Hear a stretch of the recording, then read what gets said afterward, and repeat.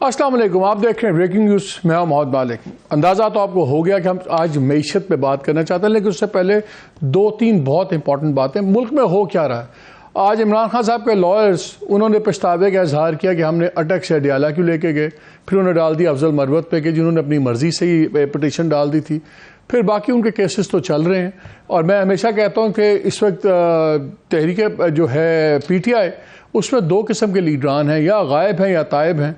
तो कल गायब में से एक आके तायब हो गए, उस्मान डार साहब। उन्होंने आके एक नया इल्ज़ामात का सिलसिला खोल दिया जो नज़र आ रहा है कि अल्टीमेटली यूज़ होगा केस में इमरान खान के ऊपर, जो 9 मई का बड़ा सीरियस किस्म का केस है। और ये उसमें ये कोऑपरेटिंग विटनेसेस बड़ी ख़तरनाक साबित हो सकती हैं। साथ ही हमने देखा फयाजुल हसन चौहान साहब जो थोड़ा सा अंडरग्राउंड हुए थे आजकल, तायब होने के बाद उन्होंने भी एक बयान दाग दिया कि मैं तो 4 महीने से बात कर रहा हूँ। So we see a case building up there. In the meantime Nawaz Sharif साहब का जो ग्रुप है वो बार बार उनके पहले बयान को अब डाइल्यूट करने में मसरूफ़ है। वो बार बार जो मियाँ साहब ने कहा था कि जी मंतकी इंजाम पे लेके जाएंगे बातें, ये इनका हिसाब किताब होगा। पहले डार साहब ने कहा अल्लाह पे छोड़ दिया है, फिर शहबाज शरीफ साहब ने कल भी कहा, परसों भी कहा कि नहीं वो तो इंतकाम की बातें नहीं, आगे की बातें हैं। आज मरियम नवाज साहिबा ने भी अपने कमेंट्स में यही चीज़ दोहराई कि ये वक्त इंतकाम का नहीं है, हम तो आगे बिल्डअप की तरफ जा रहे हैं। तो हर कोई डिफरेंट तरीके से किसी ना किसी को खुश करने में लगा हुआ है। इन द मीन टाइम अवाम का क्या हो रहा है, उनको कौन खुश कर रहा है। और इसी पे हमारा आज का सब्जेक्ट है जो आपकी मेरी ज़िंदगी से इसका ताल्लुक़ है।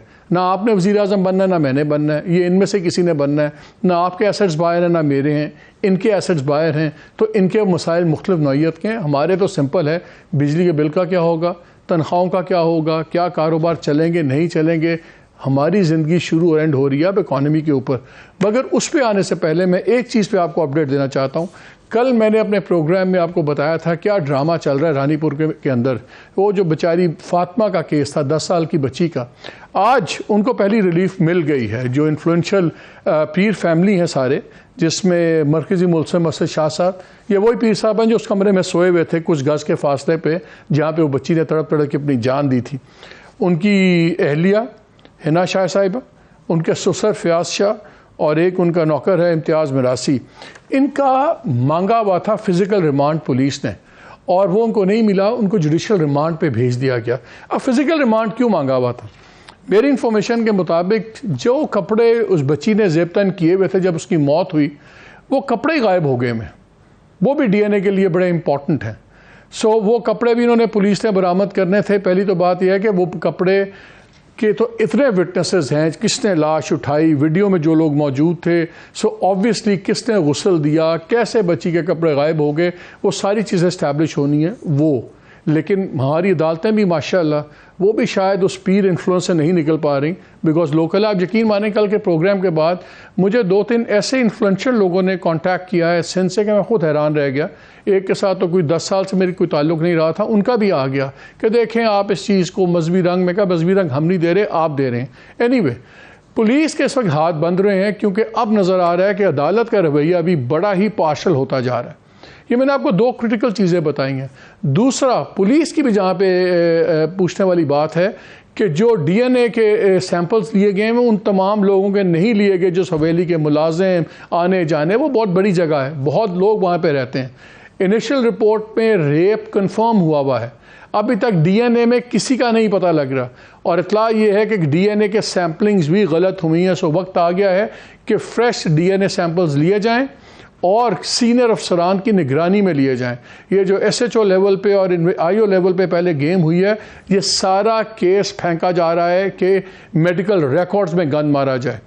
अब इस वक्त एक्टिंग जो हैं हमारे चीफ मिनिस्टर सिंध, वो भी एक फॉर्मर जज हैं और मेरा ख्याल है उनको इस पर डायरेक्टली इन्वॉल्व होना होगा।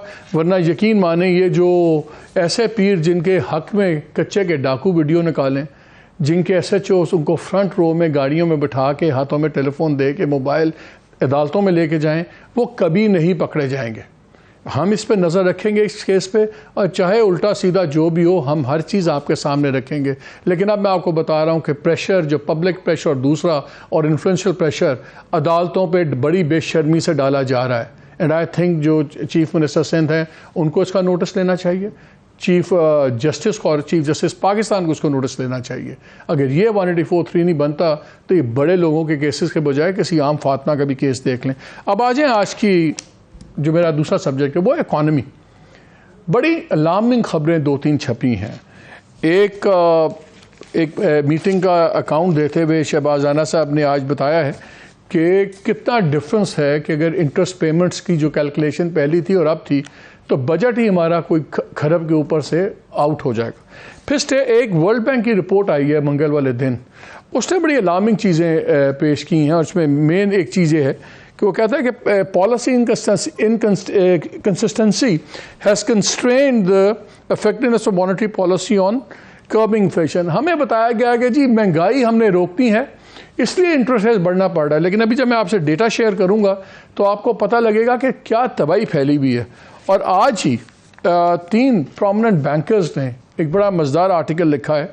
इसमें सैयद सलीम रज़ा साहब वन ऑफ द ऑथर्स हैं, फॉर्मर गवर्नर स्टेट बैंक, सुल्तान अली अलाना साहब हैं जो चेयरमैन हबीब बैंक के हैं, और ज़फ़र मसूद हैं जो प्रेसिडेंट बैंक ऑफ पंजाब के हैं। इन्होंने बात की है जो कैश इन सर्कुलेशन है, जो पैसा मार्केट में से फैला हुआ है हमारा, उसका क्या इम्पैक्ट हो रहा है और क्या तबाही फिर रही है। मैं ज़्यादा टेक्निकल नहीं करना चाहता, लेकिन मैं चाह रहा हूँ पहले मैं गेस्ट से आपका तारुफ करा दूँ। हमें ज्वाइन किया हुआ है बिलाल कियानी साहब ने, former coordinator to PM on economy and energy, ये पीएमएलएन सिंह का ताल्लुक है, असिस्टेंट सेक्रेटरी जनरल भी हैं। हमें मुजम्मिल असलम साहब ने ज्वाइन किया है, former spokesperson to the finance minister, PTI के से इनका ताल्लुक है। प्रोफेसर डॉक्टर अकबर जैदी साहब हैं, executive director institute of business administration Karachi, और शहबाज राना ने हमें ज्वाइन किया है। आपको पता है सीनियर जर्नलिस्ट हैं, अपना एक्सप्रेस न्यूज़ पे अपना इकनॉमिक शो भी करते हैं। शहबाज, वेरी क्विकली, मुझे पता है आपने कहीं जाना है, वेरी क्विकली मुझे बताएं, एक जो आपकी खबर आप लोगों ने आज दी हुई है जिसमें आपने लिखा हुआ है कि एडिशनल सेक्रेटरी फाइनेंस ने बताया कि अगर 1% इंटरेस्ट रेट बढ़ता है तो 600 अरब का टीका लगता है डेट सर्विसिंग वगैरह में। पहले तो ये कोई 250 हमें बताया जाता था, 250 अरब होता था, 260 अरब होता था, ये सडनली 600 अरब। क्या गवर्नमेंट को कुछ पता है किस बेसिस पे उन्होंने कैलकुलेट किया हुआ है? क्या पहले गलत है या आप गलत हैं?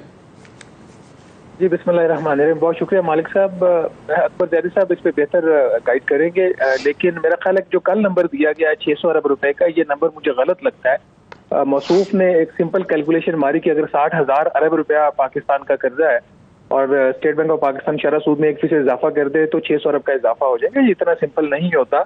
ये 60,000 अरब रुपए में कुछ आपका गैर मुल्की कर्जा भी है, तकरीबन 24,000 अरब है आज की तारीख में, तो उसके ऊपर तो नंबर 1 इम्पैक्ट नहीं आएगा। अगर उस पर 24,000 अरब रुपए पे इम्पैक्ट नहीं आएगा तो 240 अरब तो आपका सीधा सीधा यहीं से निकल गया। फिर आपका जो डोमेस्टिक डेट होता है जिसके ऊपर इसका डायरेक्ट इम्पैक्ट आता है, उसके अंदर भी आपका फ्लोटिंग डेट होता है कि जो चेंज होता रहता है, कुछ आपका फिक्स। चले वो ठीक है, यानी कि आप कह रहे हो कि यू आर मोर कंफर्टेबल जो पुराना फिगर 250 260 बिलियन का है, आपके नजदीक वो फिगर ज्यादा रियलिस्टिक है? बिल्कुल, वो नंबर अगर बहुत भी एट बेस्ट होगा 280 अरब हो जाएगा, ये 600 अरब रुपए वाली कोई बात नहीं। अच्छा, ये मुझे बताएं, गवर्नमेंट की जितने भी हम फिगर्स देख रहे हैं, वर्ल्ड बैंक की रिपोर्ट आपने भी कोट की हुई है और दोस्तों ने भी कोट की हुई है, उसमें बड़ा क्लियर नजर आ रहा है कि जो ये इशू है अब महंगाई का और सारा 74% जो बैंकों का पैसा कर्जों में जा रहा है वो हुकूमत पाकिस्तान ले रही है, और 74%। तो जब ये कर्जा लेते हैं तो फिर वो कर्जा मार्कअप के मुताबिक देने के लिए फिर इनको बैंकों को रुपयों में कर्जा भी देना, पैसे देने पड़ते हैं, फिर वो फाइनेंशियल बेस जो एक्सपैंड कर जाती है। तो ये तो एक विशियस साइकिल है। गवर्नमेंट कुछ कर रही है, जब आप मिलते हैं लोगों से कुछ काम कर रही है। दो इसके इलाज हैं, अपनी बोरिंग कम करें और अपनी जो रेवेन्यू रिसोर्सेज हैं उनको बढ़ाएं। इन दो पे कोई काम कर रही है काम गवर्नमेंट? देखिए, इनके पास शॉर्ट टर्म में तो कोई सोल्यूशन नहीं है। पहले सवाल का जवाब ये है कि हुकूमत का जो हदफ है इस साल के बजट खसारे का वो 6,900 अरब रुपये है, और इसी वर्ल्ड बैंक की रिपोर्ट में कहा गया है कि ये हदफ को मिस करेंगे बाय 1,300 अरब रुपया। ठीक है, तो आप देख लेंगे इन्होंने बेचारों ने क्या करना है। जो इनका अपना हदफ हो 3 माह बाद वो आउट हो रहा है कुछ 1,300 अरब रुपए से सिर्फ डेट सर्विसिंग में।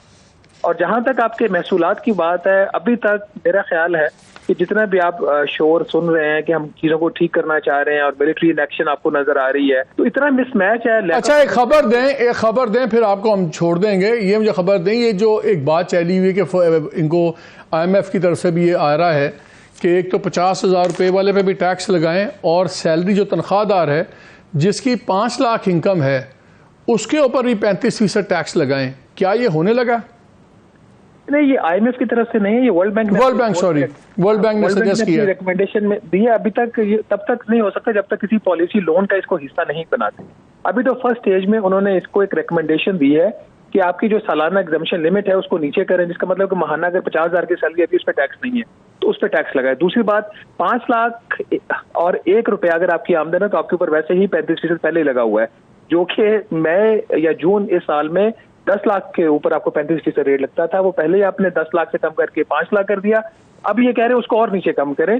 तो इसके ऊपर मेरा ख्याल है कि ये जो सैलरीड क्लास है इसको आप थोड़ा बहुत स्टैंड ले लेना। अच्छा, मैंने ये सुना है कि जो फाइनेंस मिनिस्टर हैं और जो डॉक्टर साहब हैं उनके एडवाइज़र कमर साहब, वो टॉकिंग टर्म्स पे भी नहीं है, सही बात है? नहीं, बात तो एक दोनों दूसरे से करते हैं, ऐसी तो बात नहीं है। अब लेकिन वो बात किस किस्म की होती है इसके बारे में हम कुछ नहीं कह सकते। एक प्राइम मिनिस्टर ऑफिस में बैठे हुए हैं और फाइनेंस मिनिस्ट्री में उसी वक्त आते हैं जब कोई ऐसी कोई स्टैट्यूटरी मीटिंग हो, जैसे आपकी ECC है, कोई और काबीना की कमेटी की मीटिंग है जिसके वो मेंबर है। अदरवाइज उनकी जो रूटीन की डे टू डे अफेयर्स हैं उसमें डॉक्टर वकार साहब की कोई सेज नहीं। बहुत बहुत शुक्रिया, thank you for your time Shahbaz. Professor Zaidi साहब, मैं आपसे शुरू करता हूँ बिकॉज ये दोनों तो सिविलियन को रिप्रेजेंट करते रहे ना सेटअप्स को, मुजम्मिल PTI के साथ, बिलाल PMLN के साथ। मैं 2-3 ज़रा चीज़ें नाज़रीन के साथ शेयर करना चाहता हूँ कि क्यों हम एक अलार्मिंग सिचुएशन में हैं। आज जो मैंने शुरू में एक आर्टिकल का जिक्र किया, वो सैयद सलीम रज़ा साहब ने, सुल्तान अली रखाना और ज़फ़र मसूद, इन तीनों ने आर्टिकल लिखा है। उसमें एक बड़ी अलार्मिंग उन्होंने एक चीज़ बताई है कि जो कैश इन सर्कुलेशन है, जो पैसा मार्केट में इस वक्त है, वो $32 बिलियन के बराबर है, यानी कि 9.2 खरब रुपया पाकिस्तान का जो है, ये कुछ 30% है टोटल कैश सप्लाई का और GDP का 11%, जबकि हमारी तरह की इकॉनमी में ये मैक्सिमम 5% से ज़्यादा नहीं होता GDP का, और 6 से 7% हो जाता है लाइक कैश सप्लाई का, हमारे यहाँ पे हो रहा है। और ये सारा ऑफ द बुक्स है, दुनिया डिजिटल की तरफ जा रही है, हम उल्टी तरफ जा रहे हैं। और ये पैसे ज़्यादा रियल स्टेट के अंदर, ये दूसरी चीज़ों में, गोल्ड बाइंग में, डॉलर बाइंग में सारी, और ये एक बड़ा ही सीरियस किस्म का क्राइसिस है जो एक पैरेलल इकॉनमी का है। और वो कहते हैं इसमें काफ़ी अवामिल उन्होंने हाईलाइट किए हुए, लेकिन we have a serious issue over here. फिर दूसरा जो मेन आज मैं आप लोगों से बात करना चाहता हूँ, लोगों को समझाइए कि हमने जब ये सारा पैटर्न देखा, वर्ल्ड बैंक की रिपोर्ट भी देखी, फिगर्स भी देखे, तो 2 चीज़ें क्लियर हैं। सबसे ज़्यादा उधार हुकूमत पाकिस्तान उठा रही है। फिर जब इंटरेस्ट रेट बढ़ता है, उसको उधार उतारने के लिए और उधार लेना पड़ता है, फिर बैंकों से ही लेना है, बैंकों को वो नोट छाप के देता है स्टेट बैंक, उन्हीं से फिर हुकूमत पाकिस्तान लेती है। तो अगर तो क्रेडिट, इन्फ्लेशन, महंगाई कम होनी थी कि क्रेडिट को रिड्यूस करें, तो क्रेडिट तो रिड्यूस नहीं हो रहा। वो हुकूमत पाकिस्तानी सबसे बड़ा, उसके ख़र्चे भी कम नहीं हो रहे, पैसे भी वो ले जा रही है। और फिर जब वो फाइनेंशियल बेस फैलती है, जब आप और नोट छाप के बैंकों को देते हैं, तो वो एक दूसरे को इफेक्ट ख़त्म कर जाते हैं।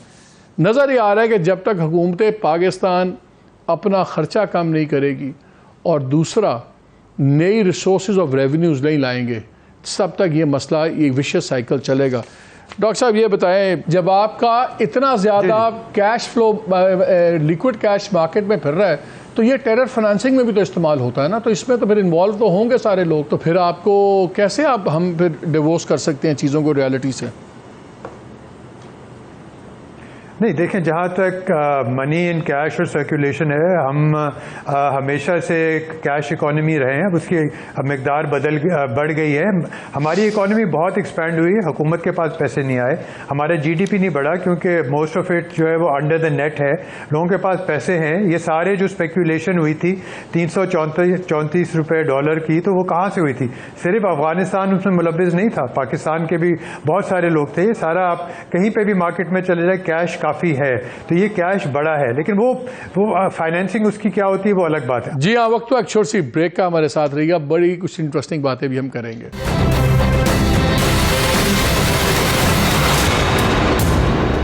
जी welcome back to the show. Muzammil, आप सारी बातें सुन रहे हैं क्या? बल्कि लास्ट गवर्नमेंट तो बिलाल साहब की थी, जरा इनसे शुरू कर लेते हैं। बिलाल साहब ये बताएं, कोई तरीका है गवर्नमेंट एक्सपेंस का? बिकॉज जो 16 महीने आप लोगों की गवर्नमेंट रही है, उसमें तो माशाल्लाह 1.25 करोड़ और आदमी नीचे आ गया सतह गुर्बत से नीचे और inflation at the highest, her cheese all bad indicators. लेकिन मुझे अभी मैं पॉलिटिकल लाइंस पे नहीं जाना चाह रहा। गवर्नमेंट एक्सपेंडिचर कम हो सकता है कि नहीं? मेरी बात हो रही थी गवर्नमेंट के लोगों से, उन्होंने कहा कि जी अगर फेडरल गवर्नमेंट उन्हीं मामलों से अपने आप को अलहदा कर ले जो सूबाई मामला बन चुके हैं 18th अमेंडमेंट के बाद, तो साल का 1 खरब तो यहीं से बचता है। बाकी चीज़ें ऑब्वियस हैं। है कोई तरीका? बिकॉज जब तक गवर्नमेंट एक्सपेंस और बोरिंग कम नहीं होगी, उल्टे हो जाएं सीधे हो जाएं, मसला तो हल नहीं होगा।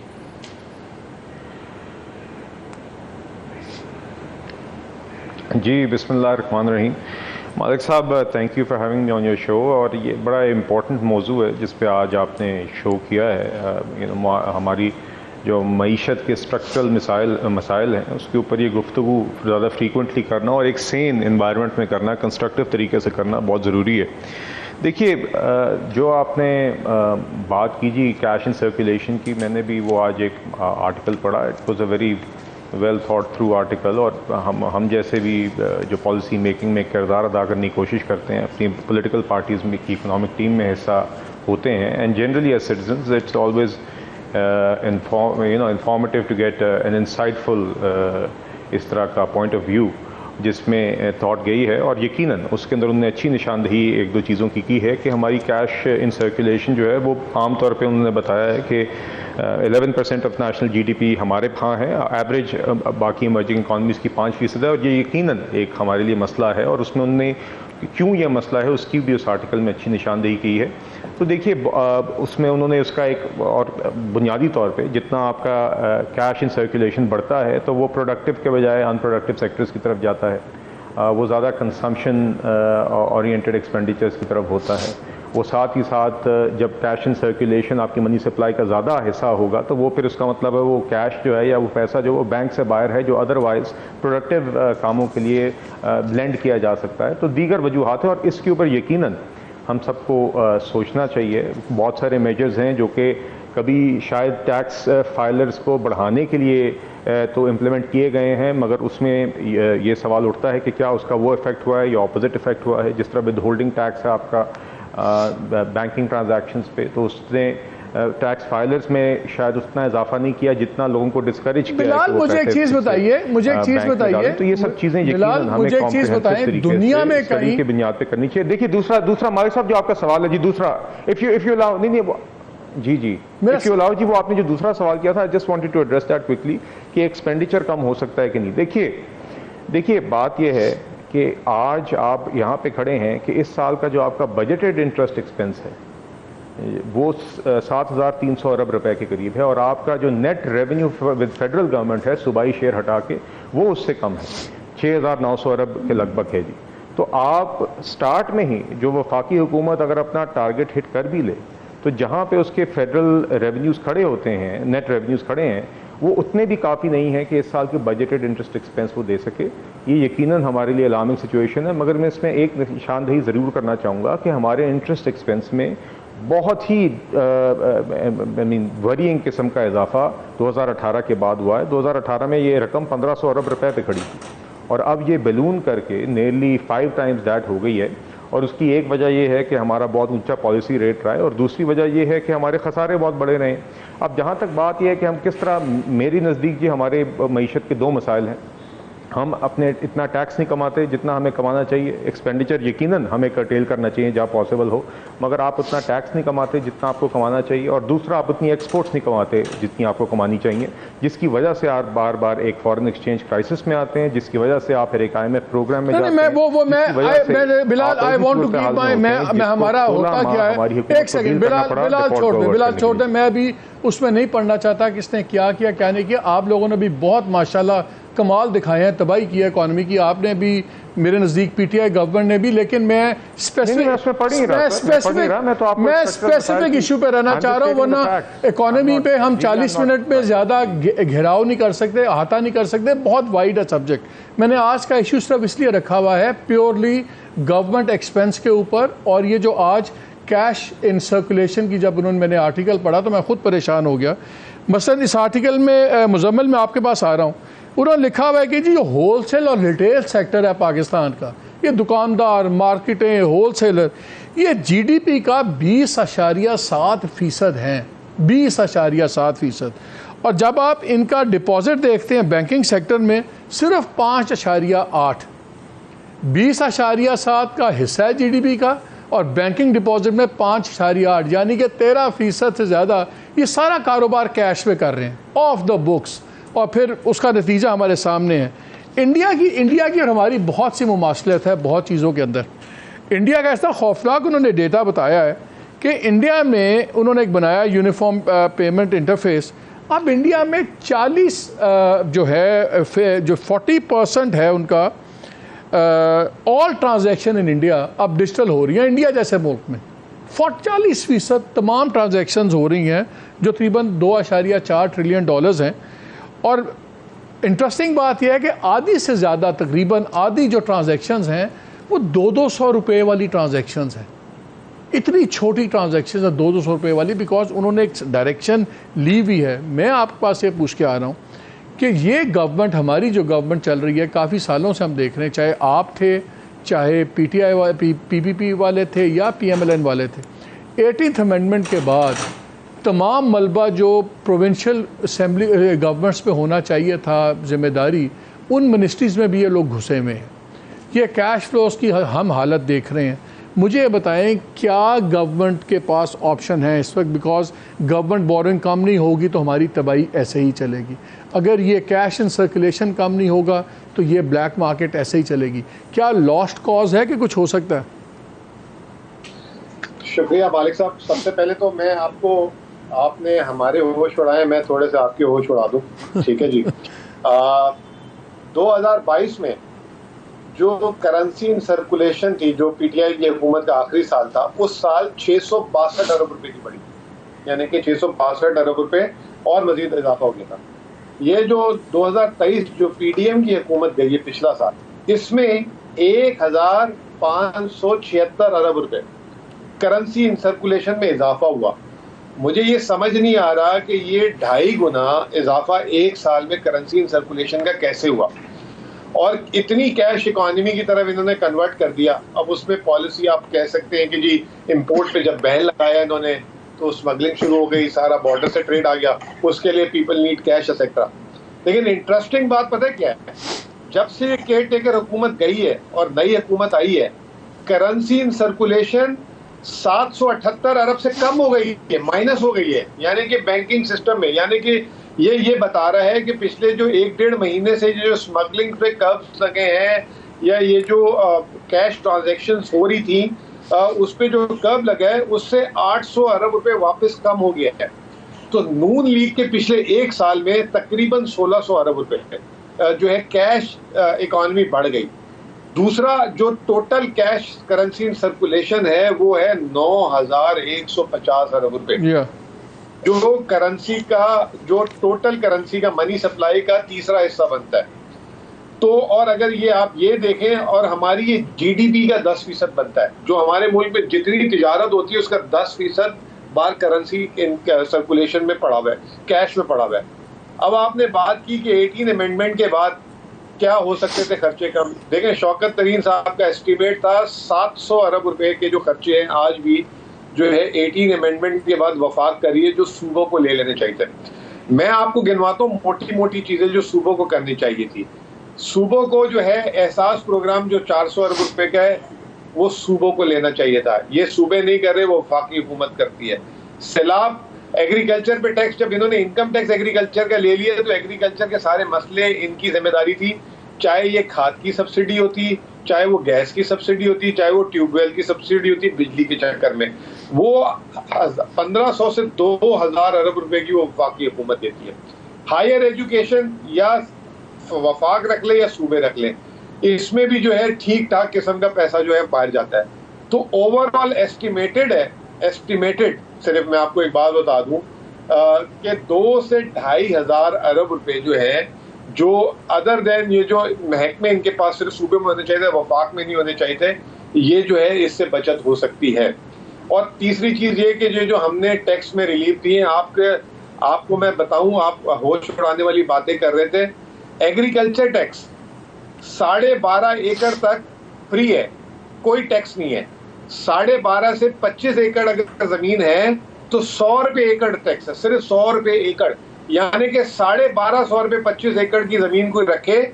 आज मैं चले जाऊं अपना टैक्स बचाने के लिए कि जी 25 एकड़ मेरी मुजम्मिल एक सेकंड रुकिएगा, मैंने बिलाल से कुछ जवाब लेके जैदी साहब के पास जा रहा है।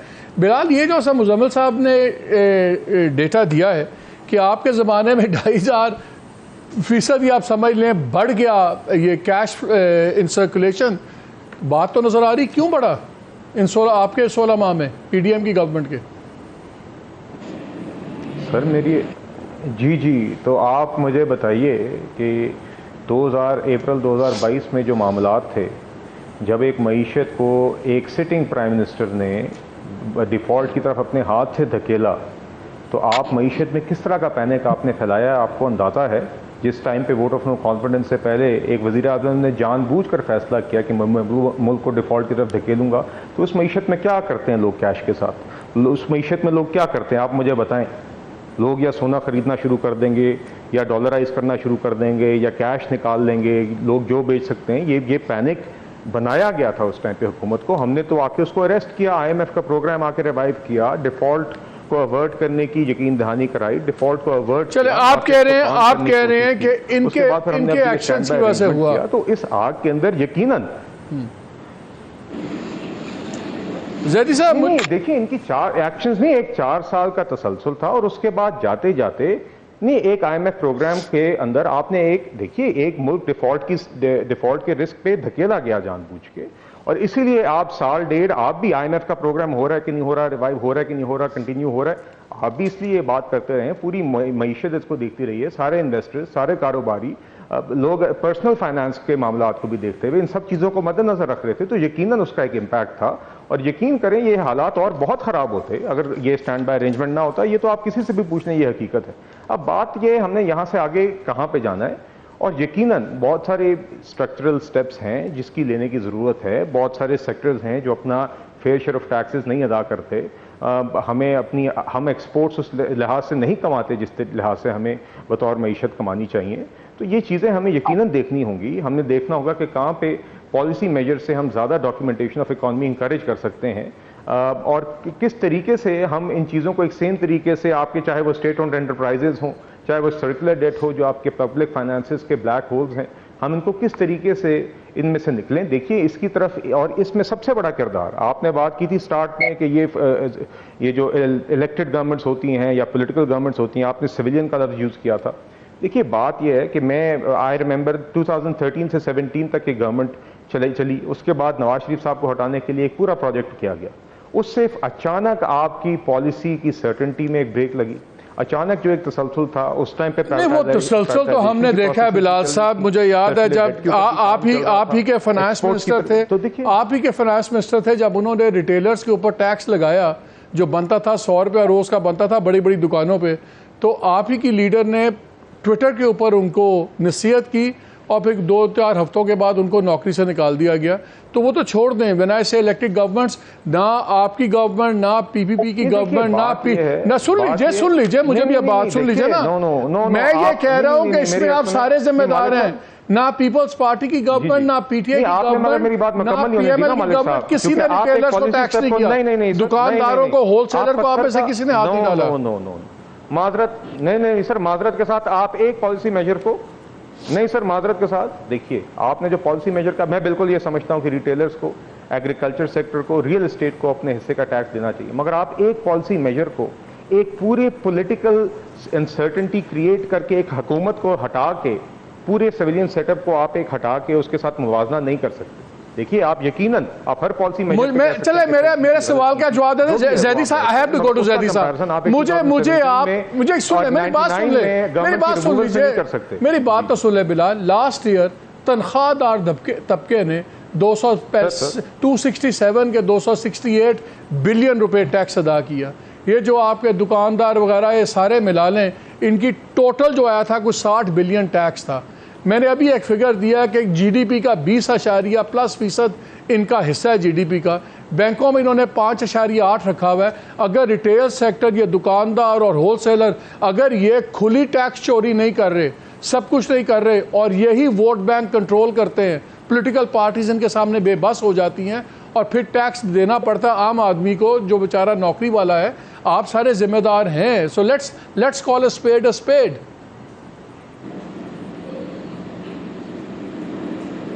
Zedi Saab, let me get Zedi Saab has been waiting. We don't want to hog all the time. Unpopular. जी चलें फिर give me a chance later then. I will give you. Zaidi साहब बात ये जो हम पहले भी बात कर रहे थे, ये अभी जो फोर्स अभी जब ऐसे मुजम्मिल ने अभी पॉइंट आउट किया कि देखिए कुछ 778% फ़र्क पड़ा उसमें, कैश फ्लो में नीचे भी आया। ये आया एडमिनिस्ट्रेटिव मेजर्स से। ये जो एडमिनिस्ट्रेटिव स्ट्रिक्ट एडमिनिस्ट्रेटिव मेजर्स हुई अगेंस्ट मनी चेंजेस वगैरह, फिर उसमें पॉलिसी चेंज करवाई गई।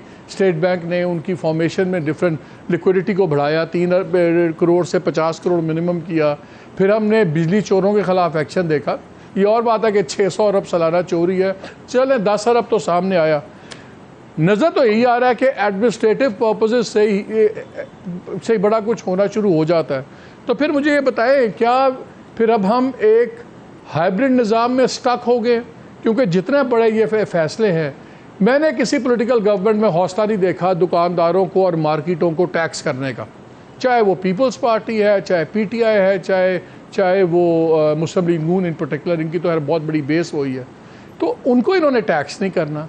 कैश सर्कुलेशन जो हमारी अलार्मिंग लेवल पे आई हुई है, इंडिया जैसा मुल्क जहाँ गुर्बत भी है और अनपढ़ हमारी तरह के लोग बहुत हैं, वो वहाँ पे 40% इसमें हो रहा है। तो मुझे हल बताएं, कोई हल है कि नहीं है? चले मैं आपको एक चैलेंज देता हूँ इस बात पे जो आप कह रहे हैं कि देखिए डॉलर का रेट तो कम करना मुश्किल नहीं है, हमने देख लिया। इसाक डार भी आए थे, 4 दिन के लिए कम हो गया था। IMF की वजह से कुछ जो है, आपने जो पहले सवाल किया था गवर्नमेंट एक्सपेंडिचर का, आप ये देखिएगा कि केयर टेकर गवर्नमेंट के होते हुए गवर्नमेंट एक्सपेंडिचर कम होगा। इंटरेस्ट तो हम देंगे, जो खर्चे वो देंगे, लेकिन जो अखराजात हैं, एक्सपेंडिचर्स हैं, जो वर्क्स होते हैं, वो कम हो जाएंगे, क्योंकि ये इलेक्शंस के लिए नहीं कर रहे। जो इलेक्टेड गवर्नमेंट्स होती हैं उनको अपनी कॉन्स्टिट्यूंसी का ख्याल करना पड़ता है। आप देख लीजिएगा एक्सपेंडिचर भी कम हो जाएगा। एक ये, दूसरा आप अभी देखिएगा चंद दिनों के अंदर अंदर IMF आपको अगली किस्त भी दे देगा। $1 बिलियन आपको मिल जाएंगे नवंबर में, क्योंकि हमने पूरे अपने टारगेट्स मीट कर लिए हैं। प्राइमरी डेफिसिट टारगेट नहीं मीट कर पाएंगे। डेफिसिट टारगेट तो हम शायद नहीं कराएंगे, हमारे इंटरेस्ट रेट्स बहुत हैं। आपने एक और भी सवाल पूछा था कि ये जो निज़ाम चल रहा है 22% इंटरेस्ट का, ये प्राइवेट सेक्टर तो नहीं ले रहा, ये तो सिर्फ पब्लिक सेक्टर ले रहा है। और इस वक्त सबसे मुनाफा बख्श इंडस्ट्री पाकिस्तान में बैंकर्स हैं। आप देख लें उनके जो मुनाफे हैं इस साल, वो कभी भी इतने नहीं हुए जितने माजी के मुकाबले में। और उसकी वजह यह है उनको कुछ भी नहीं करना पड़ता, वो किसी के पीछे भागते नहीं है। वो गवर्नमेंट पेपर उठाते हैं, गवर्नमेंट बोरोइंग होती है बैंक के थ्रू, उनको मुनाफा मिलता है। सर एक बैंक प्रेसिडेंट है, एक बैंक प्रेसिडेंट है, वो मेरे दोस्त हैं। उन्होंने मुझे कहा, मैंने कहा यार सर मैं आपको एक बात शेयर करूं। उन्होंने मुझे कहा, मैंने कहा यार आप प्राइवेट सेक्टर को बैंक क्यों नहीं देते हो?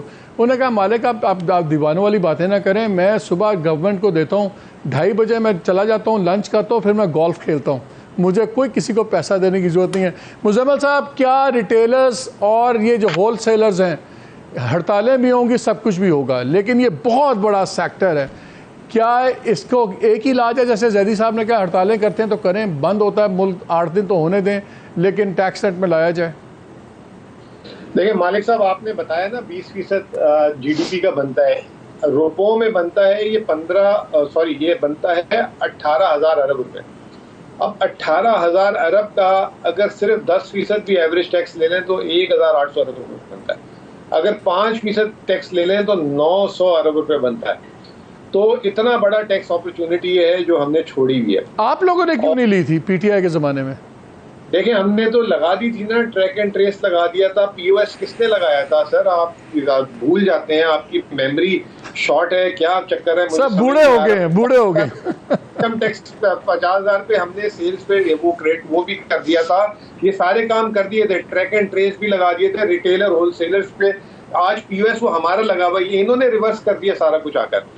दूसरी बात आपको और भी सुन लें जरा, ये पिछले साल हुकूमत ने सिर्फ नेट गवर्नमेंट बोरोइंग जो थी ना, वो 4,100 अरब रुपए थी, 4,100 अरब रुपए।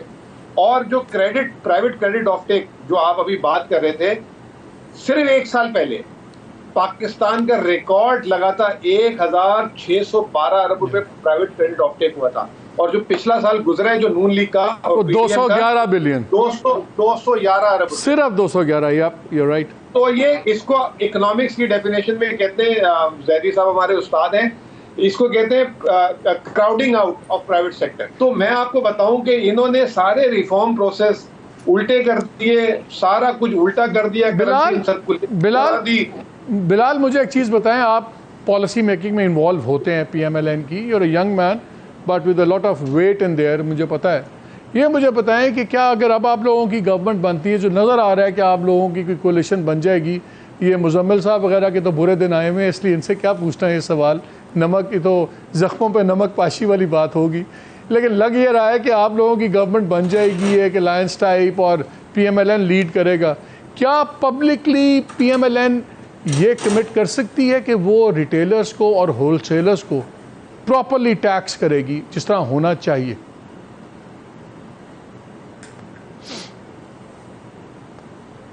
जी देखिए, मैं इतना ज़रूर कहना चाहूँगा इस हवाले से कि एक तो नंबर 1 हमारा मैनिफेस्टो जो है, एक हम संजीदा तरीके से अपनी जो इकोनॉमिक पॉलिसी प्लान है वो आइंदा दिनों के अंदर आपको as we get closer to elections वाज़े होगा। मगर एक चीज़ जो मैं आपको as a member of the economic team certainty से कह सकता हूँ वो ये है कि PMLN ने कभी भी जो हमारी मईशत के लिए सही फ़ैसले हैं उसको लेने से इस वजह से नहीं घबराई कि पॉपुलिस्ट फ़ैसले हैं कि नहीं, या उसमें हमारी कोई पॉलिटिकल कॉस्ट है कि नहीं।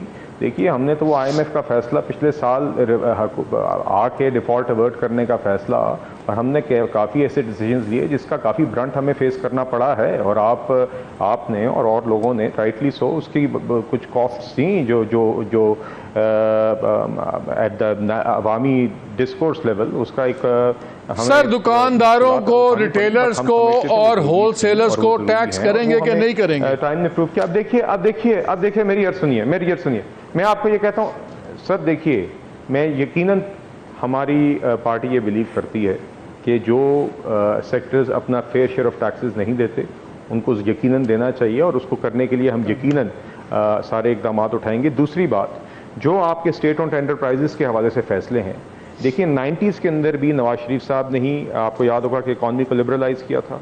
उसके बाद 2013 से 17 के दरमियान भी हमने प्राइवेटाइजेशन का मेजर प्रोग्राम रोल आउट किया था, मगर रिस्पॉन्सिबल प्राइवेटाइजेशन जिसके अंदर आप वर्कर्स की राइट्स को प्रोटेक्ट करते हैं। चले, मेरा बिलाल वक्त खत्म हो गया है, आई हैव टू गो। लेकिन अगर प्राइवेटाइजेशन की बात आप कर रहे हैं तो मैं एक पार्टिंग कमेंट जरूर दूंगा। एक प्राइवेटाइजेशन की थी, इसकी भी PTCL की भी डार साहब ने, जिसके $800 मिलियन आज तक फंसे हुए हैं। तो अगर आपकी नेक्स्ट गवर्नमेंट आए, अल्लाह करे अगर आप लोगों की गवर्नमेंट आती है, तो नई प्राइवेटाइजेशन करने से पहले डार साहब को कहिए कि वो $800 मिलियन तो दिलवा दें हमें, बिकॉज उनकी तो पेमेंट्स हो जाती हैं भैया, हमारी भी तो करवा दीजिए। एनीवे नाज़रीन, आपने बातें सुनी सारी, असल चीज़ वही है। मेरा ख्याल है पॉलिटिकल कैपिटल या इस मुल्क में हर चीज़ का फैसला वोट बैंक की बेसिस पे होता है। हमने रानीपुर के पीरों को देख रहे हैं, उनके अभी तक फैसले उनके इन्फ्लुएंस की बेसिस पे हो रहे हैं। उनको रिलीफ भी मिल रही है, DNA नहीं मिल रहा, बच्ची के कपड़े नहीं मिल रहे, और अगर नहीं मिल रहा तो उनका रिमांड नहीं मिल रहा पुलिस को, क्योंकि बाकियों को बहुत कुछ मिल रहा है, इसलिए फातिमा को अभी तक इंसाफ नहीं मिल रहा। यहाँ पर भी हम देख लें तो जो असल है गैप, वो है ये रिटेलर्स, ये मार्केटें, ये बड़ी बड़ी आपको जो दुकानें नज़र आती हैं जहाँ पे आप और हम जाके शॉपिंग भी करते हैं, लेकिन वो टैक्स नहीं दे रहे, उनका टैक्स हम दे रहे हैं। इस मुल्क में लग गया है सैलरी टैक्स, पहले आपको तनख्वाह की बेसिस से टैक्स लग जाता है, फिर उसके बाद आप सारे इनडायरेक्ट टैक्सेशन दे दें। 250 अरब से ज़्यादा तनख्वाहदार तबके ने पिछले साल जमा करवाया, 267 के कितना, और उसके बदले में 65-70 बिलियन इन तमाम अमीरों ने जमा करवाया। जब तक ये इक्वेशन ठीक नहीं होगी, ये मुल्क नहीं आगे चल सकता फाइनेंशियली। तो इस मामले को डील कर लें, ये आने वाली कोई गवर्नमेंट नहीं डील कर पाएगी। खैर, लेट्स सी व्हाट हैपेंस। इजाज़त दीजिए, अल्लाह हाफ़िज़।